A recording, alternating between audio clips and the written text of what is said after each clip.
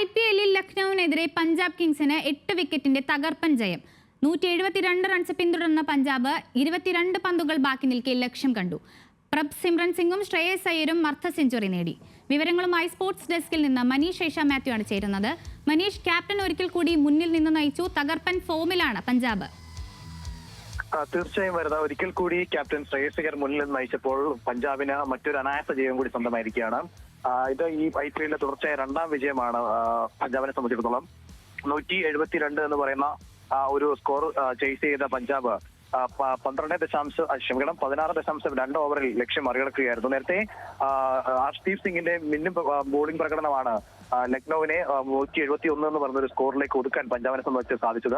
ലക്നൌവിന്റെ ക്യാപ്റ്റനും IPL ചരിത്രത്തിന്റെ ഏറ്റവും വലിയ തുക ലഭിച്ചതുമായ ഋഷഭ് പന്ത് ഇന്നും നിരാശപ്പെടുത്തി. കേവലം 2 റൺസ് മാത്രമാണ് അദ്ദേഹത്തിന് നേടാൻ കഴിഞ്ഞത്. മാർഷും നിക്കോളസ് പുരനും അതുപോലെ തന്നെ ബഡോണിയും മാത്രമാണ് ജയൻസിന്റെ നിരയിൽ ഭേദപ്പെട്ട പ്രകടനം കാഴ്ചവെച്ചത്. അങ്ങനെയാണ് 171 എന്ന് പറഞ്ഞ സ്കോറിലേക്ക് ലക്നൌ എത്തുന്നത്. മറുപടി ബാറ്റിംഗിൽ തുടക്കത്തിൽ തന്നെ പ്രശാന്ത് സോണിയെ നഷ്ടപ്പെട്ടെങ്കിലും പ്രിയാൻഷിനെ നഷ്ടപ്പെട്ടെങ്കിലും ഒരു വശത്ത് ശ്രേയസ് അയ്യർ അതുപോലെ തന്നെ പ്രഭ്വൻ സിംഗും ഉറച്ചു നിന്നതോടുകൂടി തന്നെ ഈ പഞ്ചാബിന്റെ ജയം അനായാസമാവുകയായിരുന്നു. പ്രഭ്വൻ സിംഗ് 69 റൺസുമായി പുറത്തായപ്പോൾ ക്രീസിലെത്തിയ വധേര 25 പന്തിൽ 43 റൺസ് നൽകി ക്യാപ്റ്റന് മികച്ച പിന്തുണ നൽകിയതോടെയാണ് പഞ്ചാബിന് തുടർച്ചയായ രണ്ടാം ജയം സ്വന്തമായിരിക്കുന്നത്. വരുന്ന ശരി, IPL-ൽ ലക്നൌവിനെതിരെ പഞ്ചാബിന് തകർപ്പൻ ജയം. വിവരങ്ങൾ നൽകുകയായിരുന്നു മനീഷ് ഐഷ മാത്യു.